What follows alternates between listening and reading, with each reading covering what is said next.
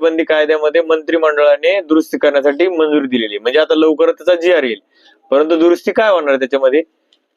संभ्रम निर्माण करणाऱ्या बातम्या आल्या की पूर्ण तुकडेबंदी कायदा रद्द झाला. हे न्यूज चॅनल वाल्याला काहीच काम नाही. न्यूज चॅनल वाल्याला जेवढ्या लवकर गडबडीमध्ये बातमी देता येईल तेवढ्या लवकर बातमी देता येत. मग ती बातमी संपूर्ण खरी आहे का खोटी आहे याची शहानिशा सरासरी चॅनलवाले करत नाही. उठले की बातमी देतात. परंतु तुकडेबंदी कायदा हा संपूर्ण रद्द झालेला नसून फक्त तुकडेबंदी कायद्यामध्ये दुरुस्ती करण्यात आलेली आहे. ती दुरुस्ती काय बघा, सगळ्यात महत्वाचा विषय, ही दुरुस्ती फक्त कोणासाठी लागू आहे? तर ही दुरुस्ती फक्त शहरी भागासाठी लागू आहे.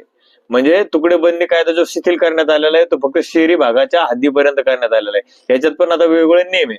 ग्रामीण भागासाठी किंवा ग्रामीण भागातल्या शेत जमिनी आहे त्यांच्यासाठी अद्यापपर्यंत कुठलाही तुकडेबंदी कायदा रद्द करण्यात आलेला नाही.